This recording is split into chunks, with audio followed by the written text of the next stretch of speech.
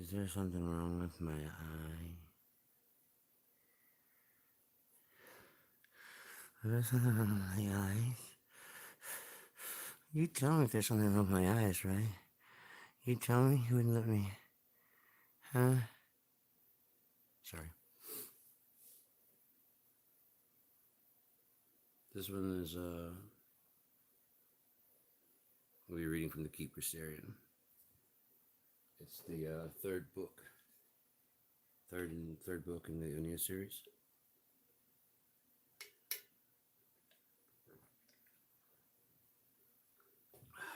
I really gotta trim this shit up and get it like evened out and shit and smoothed out. Clean up my face. I'm looking at it now like, dear God, I gotta straighten this shit out. Anyways, yeah, it's gotta just come like down there. Trim that shit out. It's just too wide. Alright, yeah, I'll get that today. Anyways, trying to give it a second or two to see if anyone's gonna join in or anything like that. I guess you can catch up later. This, as I said in the one I did earlier, is like the first 40 pages of the CheapGearGuy as it is now. It's going to change because I'm going to condense all this down into a book inside the book that'll be hyperlinked. It's kind of instead of the way it starts now. It's going to have different things in there. Hello. It's going to have a hyperlink to this story, and this is going to be the book he wrote. Zane Melieth. Zane Melieth is the one that wrote this history of Argus, and he also is he wrote it. He's writing a history of Christerian. So, starting out, the CheapGearGuy by Sean Battle. Time holds many untold secrets that eventually come to light.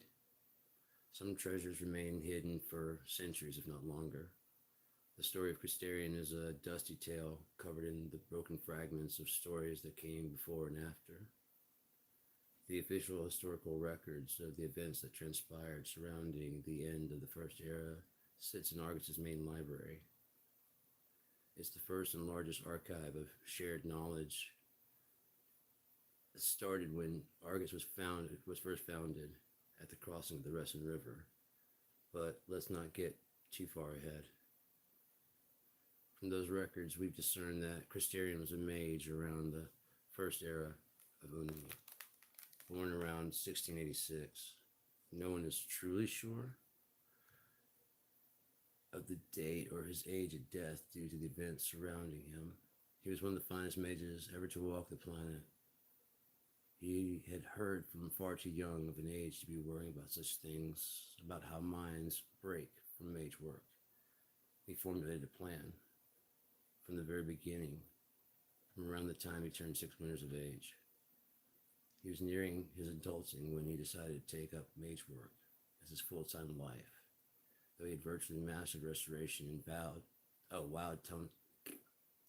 He was nearing his adulting when he decided to take up mage work as his full-time life. Though he had virtually mastered restoration and wowed townsfolk with his ability to heal. He had learned restoration first in an organic way that some masters can never even comprehend. And by learning this first, he could keep his body and mind as sharp as possible for as long as possible. Mastering that field so very early, while his young mind was still very pliable and his body could return from physical and mental accidents easily. He kept his cognizance and physique in top form through, oddly enough, magic. The poisons of intoxicants and addictions ate holes straight through his teenage body, but he healed those wounds and kept moving. There was a necessary evil in his mind. The very medicines that were taking him to newer and greater heights of mage work were almost certainly guaranteeing his eventual, hurried, and premature demise. If it were not for the restoration work he so diligently studied in his youth. In his mid-teens, he next began to learn elemental work, more for battle and defense than for conjuration or pride. Word was already spreading about the man-child recently adulted who was studying more than one school of magic and was advancing greatly, but heading for an even greater and swiftly coming crack. In the meantime, all just stood back in wonder at the strides Christarian was making in all fields of magic. He was learning secrets in one school that helped other schools. Every contribution documented and studied as they watched for Christarian's eventual collapse, or a hint as to what he was up to and how he was able to accomplish such wondrous things. When he'd mastered both fields of restoration and elemental manipulation, it was far too late. The mages around him finally understood what he had done and were piecing together why, and they now all envied and feared Christarian. The foresight alone, for a child of that age, guided by no one, his parents were Northic and did not approve of thievery or magic, which they saw as stealing from nature.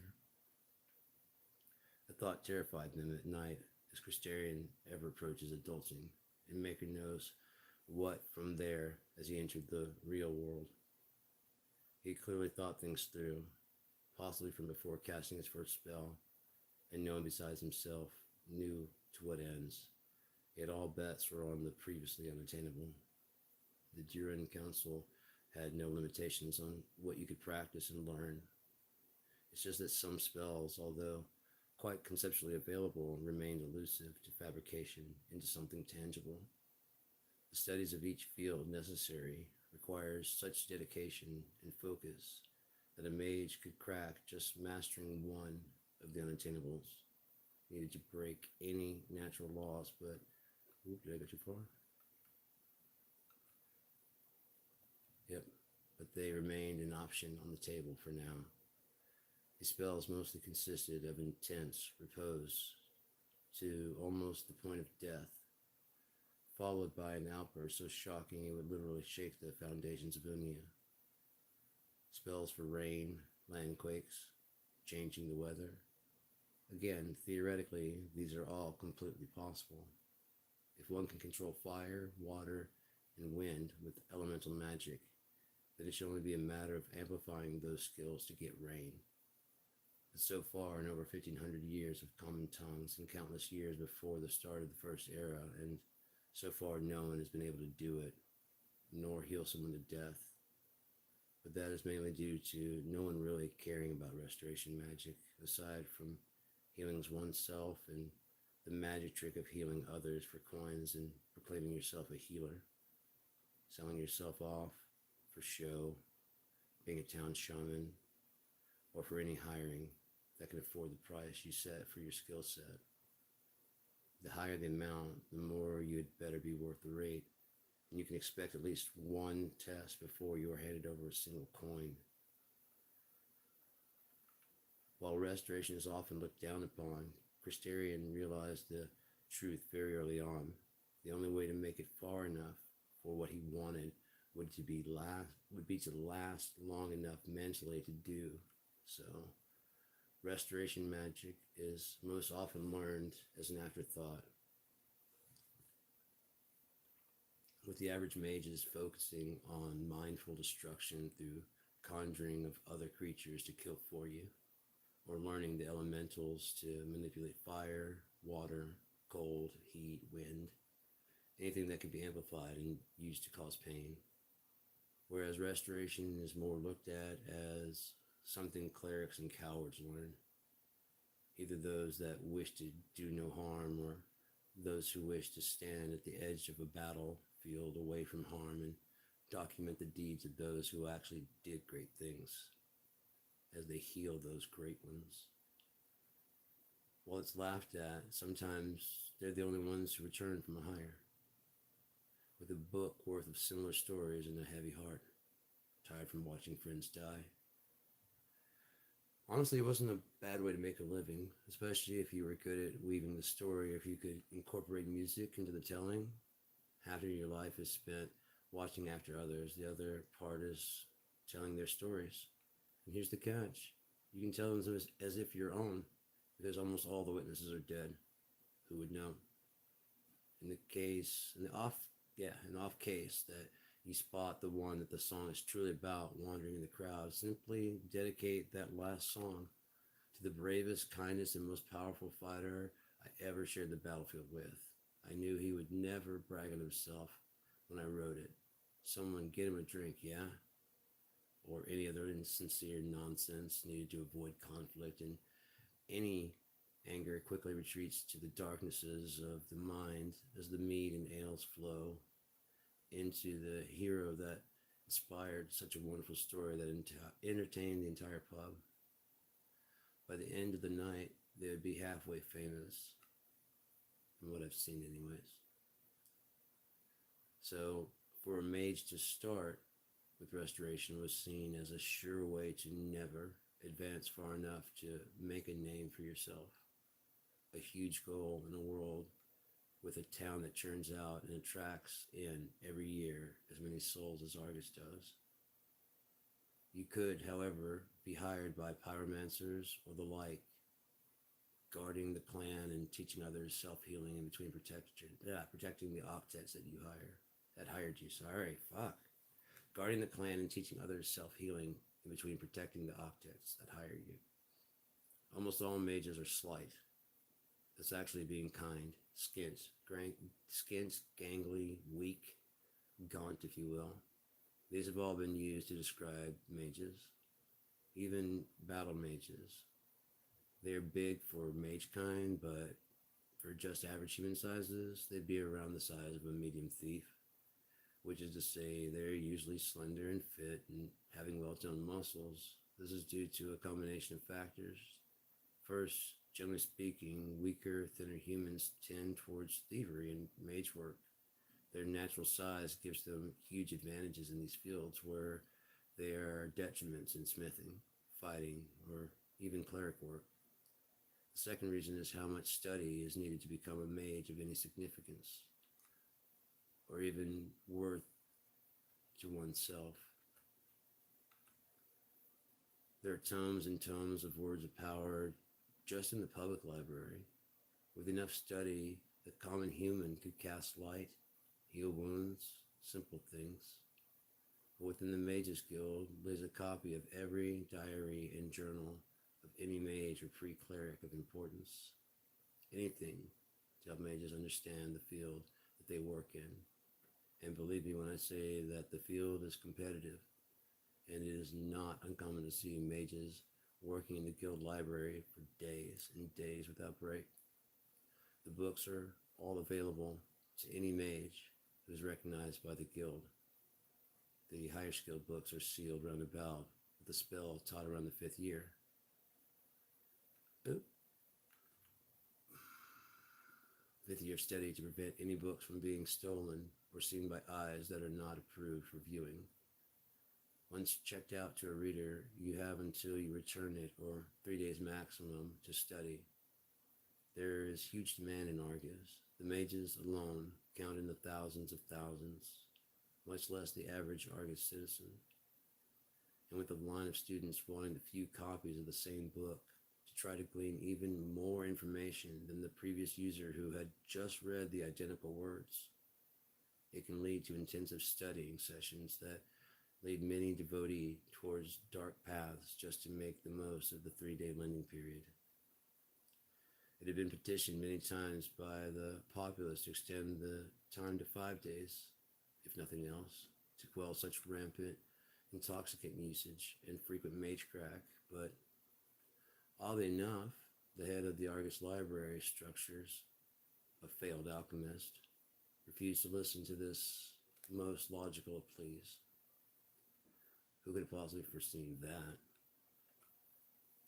Too bad appointments like that are handed down from the table of anonymous decision to trusted advisors, and those appointments were generally for life. I'm sure it seems unfair and even ludicrous, but I promise I can show you the paperwork whereby it is henceforth all legal and fair, despite morality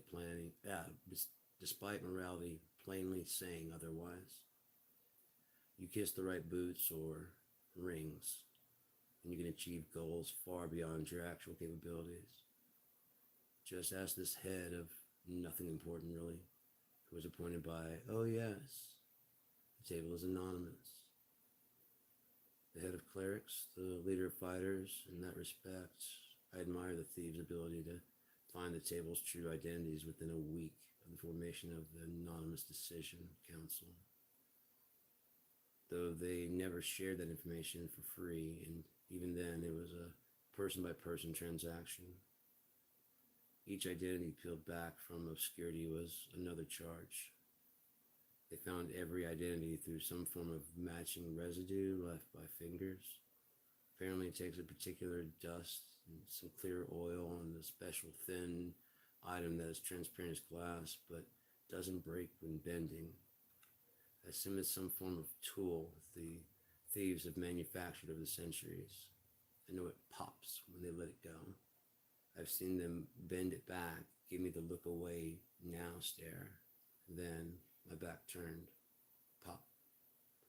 The thief usually disappears and returns within days with a hushed spoken name lest the rest of us hear it.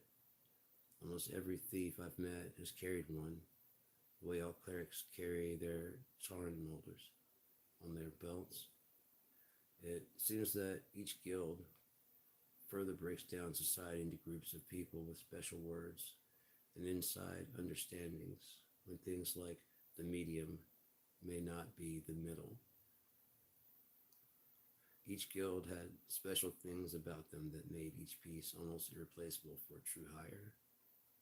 At least if you were going on a quest worth drinking and boasting loudly about once you have returned and safely cashed in all of your shared findings.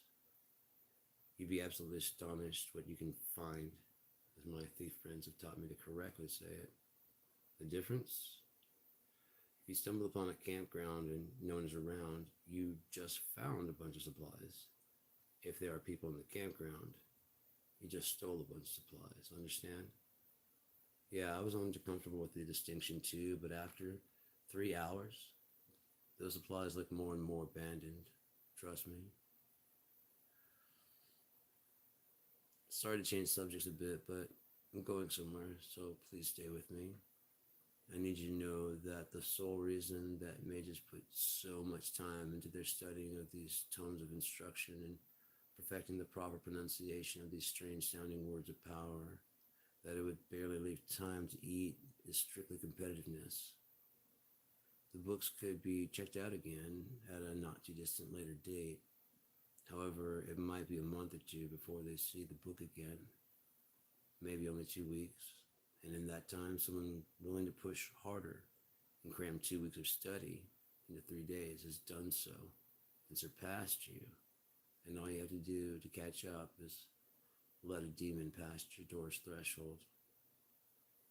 Another byproduct of this demon's lessons is becoming even more skinny, resulting in extremely wiry frames that usually meant that the average mage had to dress in loose-fitting robes and garments with little to no protection.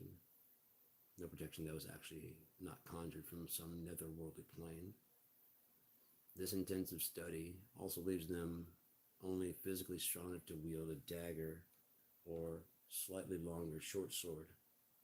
In other words, if they aren't throwing death at you in the form of spells and you're foolish enough to get close, fear a poisoned or even enchanted dagger or similar blade to be used with deftness and quick dispatch when facing off against a true mage of skill. Battle mages are a bit of a different story, always have been. They usually learn a bit more than just blade work combat, maybe shield work and such, until they can conjure that defense themselves. Same with the actual blade, both of which, when eventually conjured, weighed nothing, ethereal as they are. But the skills learned with the weighted objects transfers easily. Usually it goes like this. First, let's say a guard with 3 winters training is small for a guard, no matter how hard they try to be more of a man. Mockery gets old and they want something else. What happened there? Then they just don't feel content to simply fight and settle in a town or village. They also are not content with making a mark on this planet of any sort. They're also not content with not making a mark upon this planet of any sort. They probably already learned a spell to heal themselves or others as their place on the field of battle has been minimized. So it's only natural that they start learning more magic a little late. But all they really need is one or two spells they can use to kill or strike fear. They already have the training of a city guard for dwelling outside the city and for handling oneself in the wild, so that you not end up a victim. Unfortunately, they don't teach the lesson where you shouldn't use this information upon those you should protect because they don't know this information. However, exploiting this fact is a lucrative prospect. Imagine you're walking in the wilderness, far from any town, village, or city, just trying to get home without running into kobolds, wolves, bears, or anything else that seeks to end you outside of safety's walls, and up walks this hooded figure, strong enough to wield a light bow or short to regular sword. They begin a mid-pleasant conversation, and right as you think you may have found decency in this world, you're staring no longer at their ornate cape covering a very lightly armored but non-threatening thin frame. No, you're now staring at a creature who is wielding fire from its hands and years of spite in its eyes. I dare say that they would have your attention if you are the average traveler. No, the common practice is to just throw the money on the ground and walk away before things get worse. And look, you just found 3 coin purses, maybe 30 tren. Yeah, that's why I think their explanation is bullshit. But I must admit, I have made the distinction before, just not like the previous example. Since life is the meaning of life, restoration is one of the easiest skills to learn. No mental tricks or bends, shields, health for yourself or others. The strongest results come in if you can include others, like a Mobus cleanse. Activities that will get you in the footnotes of other stories, not usually what leads to becoming a legend. Or maybe Christerian's really only a myth. Again, we're not prohibited from studying him, so many of us do the next best thing after the harassment begins. Some of us continue on undeterred quite a bit further than anyone else, and surprisingly, it's rather amazing what the guild will share with you if you are willing to pass a truth seer's unending questions. There's actually an entire list, several repeating randomly, and Maker knows how much they spend on deterring forces to harass you. Basically, the forces that try and harass you. When they could start with the truth seer's test. And yes, they looked a bit shocked when I pointed it out to them. I guess it is true that the average human's initial reaction is one of violence first, thinking clearly only once decimation is beyond assured. I've been told that the changes will be made when I explained in excruciating detail to the truth seer. Damn it, where did you just go? To the truth seer, who I begged to take the mental scars away from what I had to endure. And he told them how I honestly meant no harm and how much my soul suffered at their hands. He patched me up and dismissed me from the rest of the conversation, but from the shadows I heard plenty of talk. Talk about the table decision, many threats, loud, unintelligible threats on both sides. I made myself scarce, mainly because I was just given the keys to the entire history of everything known about Christerian. Journals, first-hand accounts, and even his wife's testimonies logged into the records of the trials. Sorry, I get flushed thinking about opening that dark, previously unknown to all but the very necessary. The dust, the smell of decaying papers aging into their beige hue. Still exhilarating, breaking that seal. While learning restoration is easy,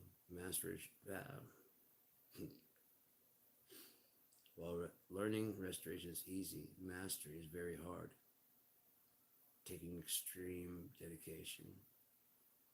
That is one thing Christerian supposedly always had, though he was raised from birth in a shite blip of a town at the time called Dunlow.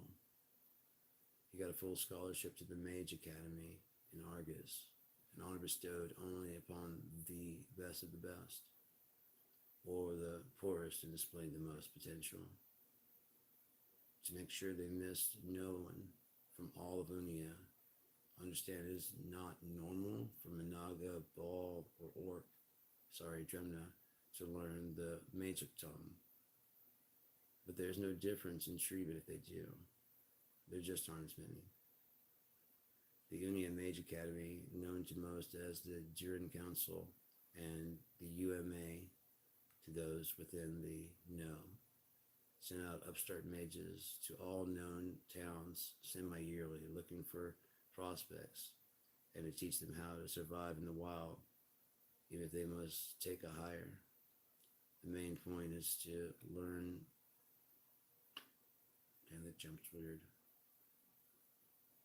Okay, the main point is to learn your strengths and weaknesses, not to shame you into overextending yourself,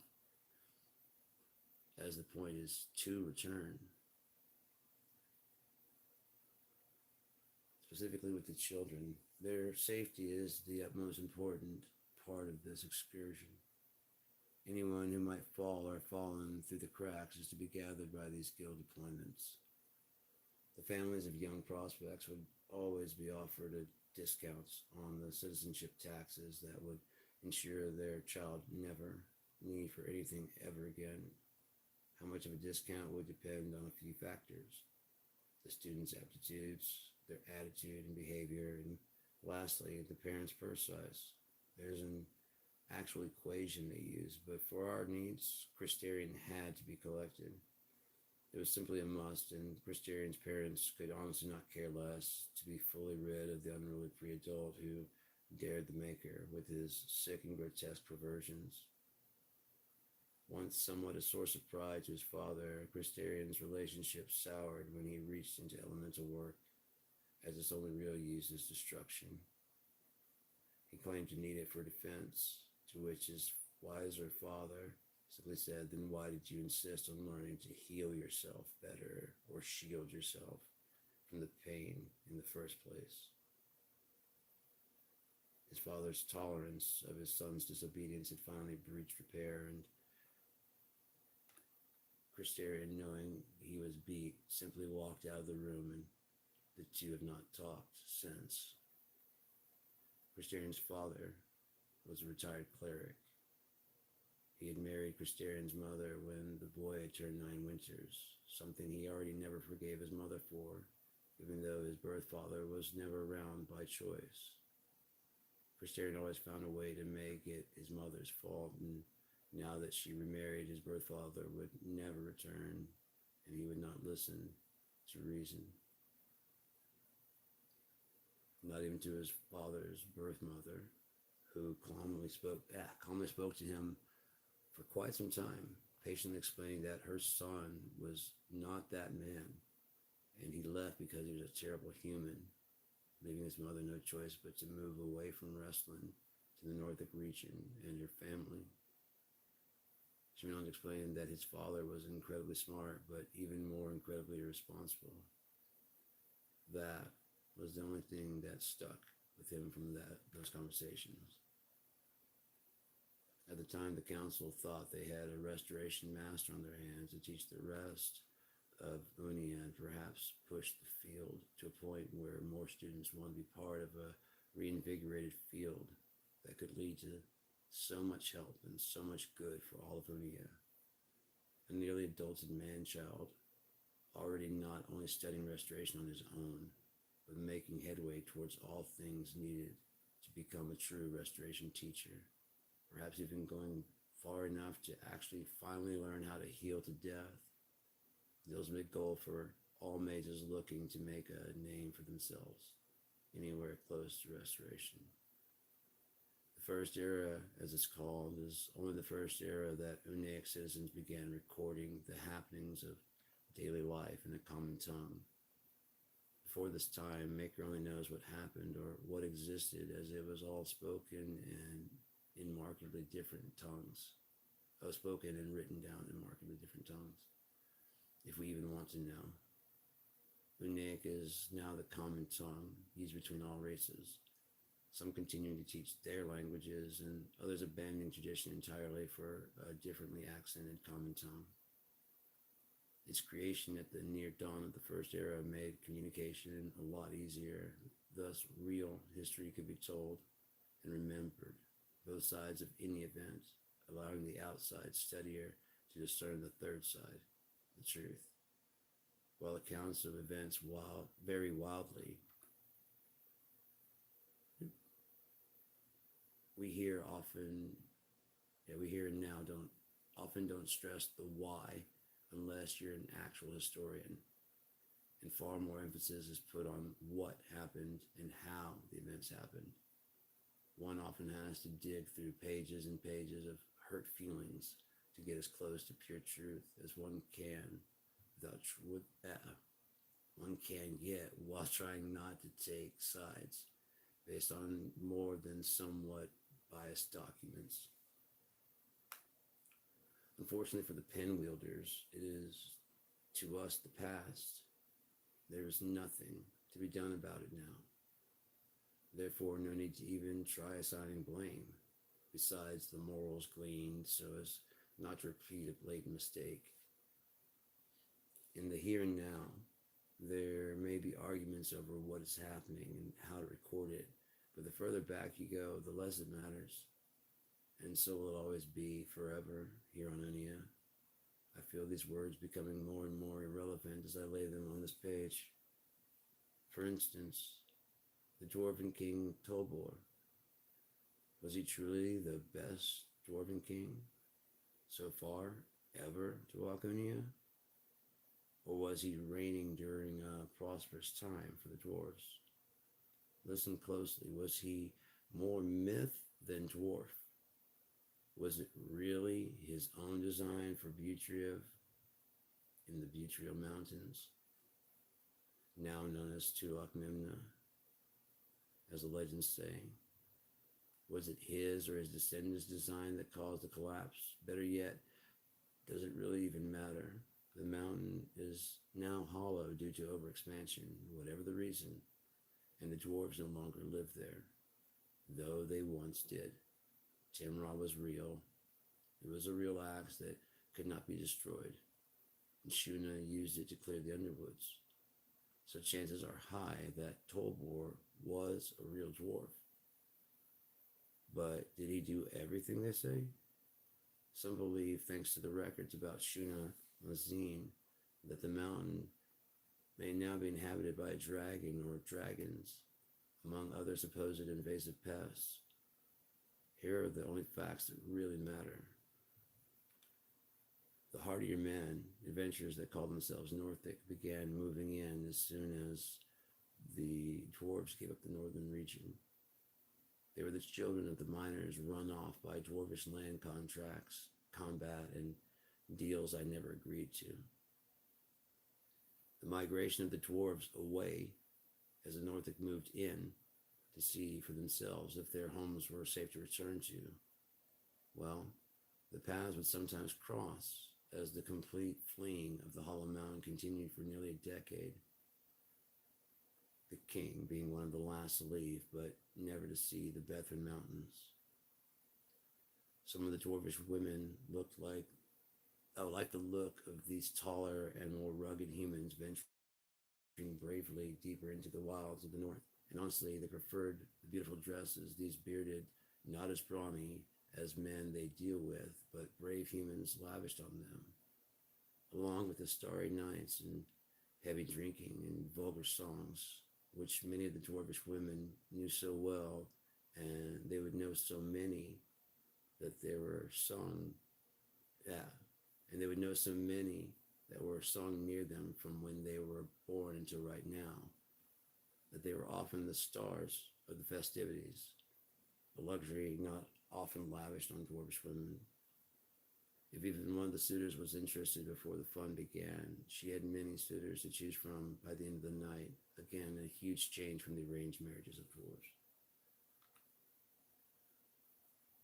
From what I understand, Northic's main city of Milta was something to be seen, even as early as when they had only been there for a few decades. Believe me when I say this feat was done in no small part to the dwarvish women and their charming pronunciation of Unaic. Most of the town that is now was built quickly. The strong dwarvish women increased the building and tree felling capabilities, and the Northic women in tow had become more like these strong women to keep the waiting affections of their men. Now there was no shortage of men willing to settle down, but many in their hearts wanted a dwarvish woman, especially when a friend would share the more intimate tales of bedding one of these intensely and intimately independent dwarf maidens with plans of their own and far from content to take whatever is given them. These communities in the Northic region were the seedlings of the fighters and clerics who were, through the commerce and corruption and eventual destruction of Argus, eventually to head the tables of anonymous decision with the highest ranking and respect and hatred amongst the Argus citizens. As early as the First Era, humans began leaving the only major city on Unia in search of true freedom, which seemed to be an ever-evolving definition, depending on who you spoke with. You would think with as much noise as the average person finally fed up and leaving Argus makes, there would be at least be some universal definition to explain their anger and need to be more free than Argus will allow. However, as a citizen myself, I can say that there has never been anything I wanted to do that anyone has ever tried to stop me from achieving. I shudder to think what things these people, I did move weird. I shudder to think what things these people, I shudder to think what things these people want so badly and cannot have within the limits of Argus. There's not much extra beyond empirical rule is expected for one to stay in Argus.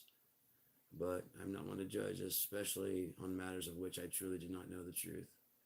But soon settlements, towns, and villages of all sizes began popping up everywhere, not just at the coast, along the way to the great inland lake, all the way to Jessel, with small farming towns like Weston and Venel's demise giving respite of civility between the miles and miles of savage landscape peppered with all manner of beasts and bandit to make the mundane trip from Argus to Varan an excursion so bizarre you will tell your grands about.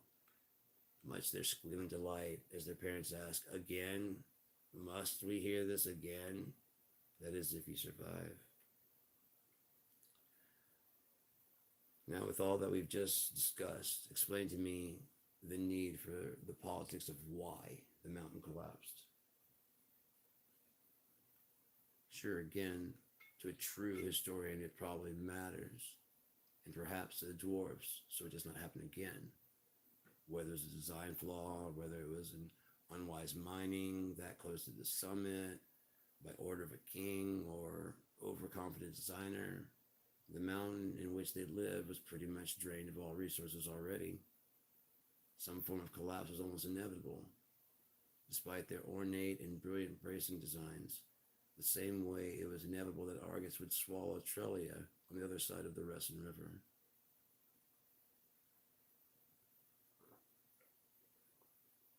I'm going to take a little bit of a break right here and highlight that. Hopefully that's been decent pretty far so far. I don't know if it is or not.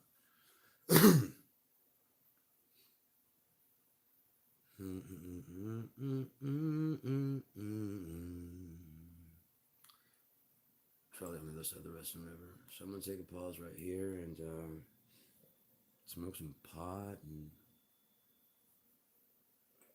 keep going back. Pardon me, this is very much a history that jumps around. Now, I mean, could it be structured better? More than likely. Almost certainly it could be structured much better in a way that tells a story more fluidly and coherently. But it wouldn't be mine, would it? I mean, it would probably make people like the chapters. Sorry, I didn't want that light glaring. The chapters that people kept on telling me, I should put into my book. and I just would not do it. I don't. My book is not supposed to be like that. My book is not supposed to be like that. The Robber and the Thief is not supposed to be like this. It's not supposed to have chapters. It's got 5 parts, and that's how it goes. Um, but for people that wanted to jump back in, I went ahead for the video version. I went ahead and put chapters in there. Um, every 15 minutes or so to give people a break. I probably should have stopped sooner to give people a break, but I don't know. I get on a roll and just kind of keep reading. I'm high as shit. I'm high as fuck. And I'm happy. I'm happy about it. I don't see why it's such a big problem to people, you know? Why do you care what I do with me? You know?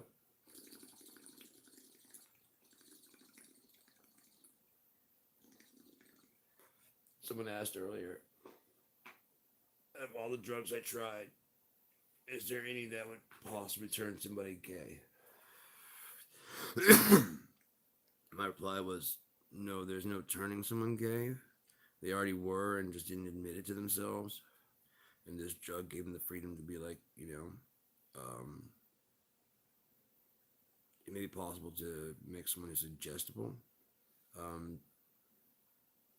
they probably don't have a strong sense of self formulated of whether or not they are or are not. That would help them to be able to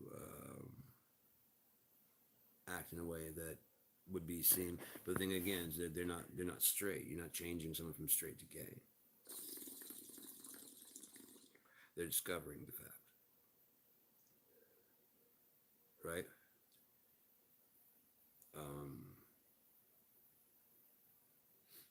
Scopolamine or whatever that's called. There was some other stuff that they were asking about. Well, could that do it? I'm like, yeah, I could probably take your fucking the devil's breath. I could probably fucking. I don't know. I've never done it, so I don't know. And I've never seen anybody do it. They were suggestibles. Like if you're a giving person, you may give your entire house. But they ask you to deny God, you might go, no. I'm sorry, no, I can't do that. You know what I mean? I'm I'm sorry, I can't do that because that's like it's just part of your core programming. I'm sorry, I can't. No, deny God right now. I'm sorry, I can't. You know what I mean? If it's something I'm sorry, I can't. I don't know. What if, that would be a good thing to try in trials. You know what I mean? Um, any like hard convictions that you had. But again, you'd have to need, what I said to them is you'd have to study the person, make sure that they actually believe the things that they say they believe.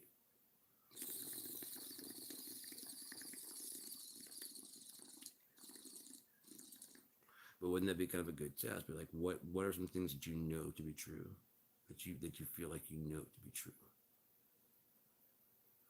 So I'm going to ask you right now.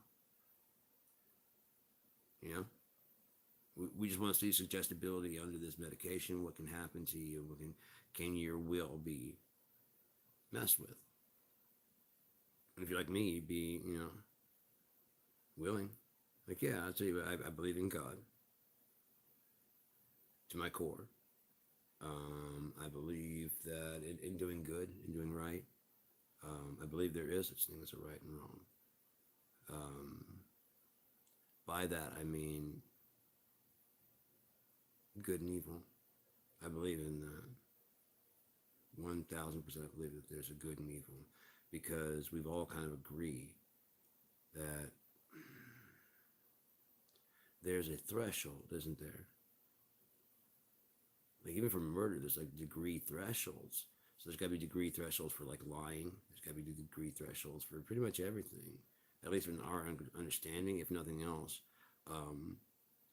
we rationalize how even the smallest infraction actually is bad, but we rationalize for ourselves how it's okay. Well, because it's a white lie. Well, I didn't want to hurt their feelings, on and on. It really doesn't matter what we think about it. What really at the end of the day is what does God think about? You know what I mean? Our lies, because that's the only one we defend. You defend someone feelings that you've lied to them. But when you die and they die, those hurt feelings go away and it doesn't interfere with the universe. Unless you fuck with someone who's important, you know what I mean?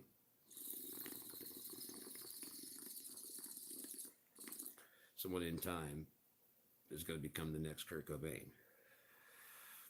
And you fucked him over. It leads to like one of the most popular songs ever about betrayal.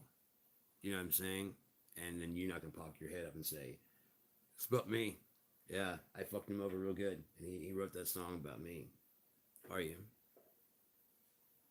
There's that one that Eminem wrote about that guy, and he got pissed because, I mean, it was, I guess it was hitting, and that, you know, and like, I know him, and he says, it's me. He's saying that he's making money off of me, and I beat his ass, and, you know, I did that shit to him. So I should not get money. Should I get it? I mean, I'm the one that flushed his head in the toilet. I'm the one that cracked his skull. And then he writes a song about it, and he's making lots of money, like a lot of money, and the people are laughing at me. Shouldn't some of that money be mine? Because if I hadn't smashed his head in the toilet, he wouldn't have had all that stuff, and he definitely wouldn't have wrote that song. See how narcissists think? It's constantly, you owe me. For what? Pay. For fuck's sake, just pay. And you're like, you realize I don't owe you that. I'm like, I realize that you don't owe me, but I still need the money. And you're still not paying me. Would you just shut the fuck up and pay me? For what? Okay, I fucked you over, right? Yeah. In order to get your life back together, you went and did all the shit. Like, it was my plan to do that before, but I went ahead and finished it. Yeah, but you weren't gonna. No, I was gonna. Well, I was a catalyst to make. You know what I mean? That's honestly the way to think. Like that one lady that's on the news today, faking pregnancies to try and force relationships with people. And she wasn't an unattractive girl. She might have been psychotic in the head, but she wasn't ugly. And she may have like been really desperate to find someone who loves them, but loves her, but or someone who, you know, whatever, to be in a relationship with. But you got like, apparently her history is a bunch of like fraud and shit, and like women, you'll never understand a fake pregnancy or it's not yours.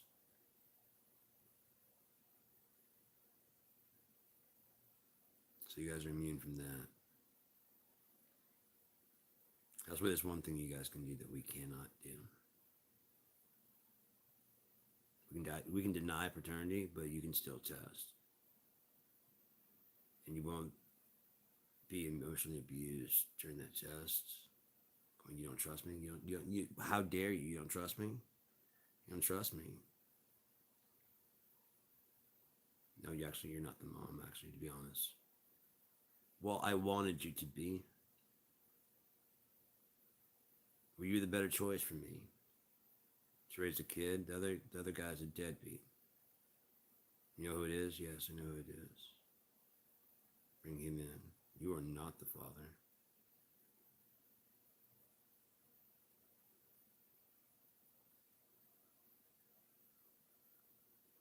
Ladies, you'll never understand that.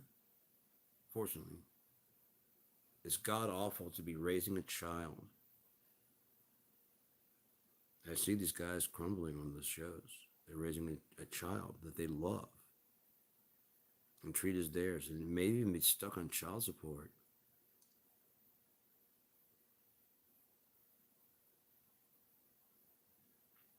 It's not their kid. But even in the show, because they want to make sure that whatever, you know, that people don't do it, they berate the guy anyways. They let the woman, because she's the plaintiff, and she'll just go off berating the guy, saying how much of a terrible piece of shit he is. And then he'll come back in and go, "That's not my kid." And she's like, everyone's like, "Oh," and like, "How can you deny this is your kid? Look at," you know what I mean? And they look at it and it looks like his kid, and he's just like, "I don't feel the connection." Oh my god! Everyone's just moaning and crying, and then when it turns out it's not his kid, or he's going, "I knew it. I knew it." They don't shame the woman at all. They were completely content to just shame and bash this guy who didn't do anything wrong. He was right. It wasn't his kid. I've seen many of those shows like that.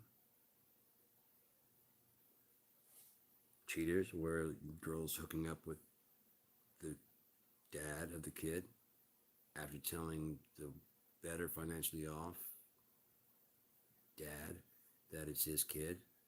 And he's busting his ass trying to take care of her and the kid and or whatever. And meanwhile, she's hooking up with the other guy who has no job. He has no prospects. He has nothing.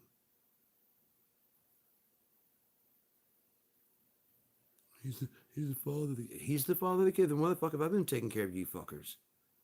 Well, you raised her because you're the good dad. What in the fuck are you talking about? So you farmed out your husbandry to be I'm the babysitter and he's the fuck? That's not gonna work for me. We're at 50 minutes and I'm kind of losing the core of it. I can go back to reading it, but let's see what happens here in a little bit. I'll leave this up, and if anyone wants to watch it, it'll start playing. If anyone wants to see the rest of it, let me know, and I'll keep playing. I'll keep reading. Um, there's much more to go. This is page 9 of 203. There's like another 30 pages just the first option. Say the word, I'll read some more. But I think I'm gonna go for right now and check on my butter and my oil, and I think an hour is a good reading of that. Nothing else I can do like 4 of these. I might read from the free book if I haven't done that already. I don't know if I did or not. I got the free book. I have the no hands rule. I have a lot of stuff out here that would I don't mind reading it out. But yeah. So hopefully this was an entertaining thing. I can read more, no problem. But just let me know.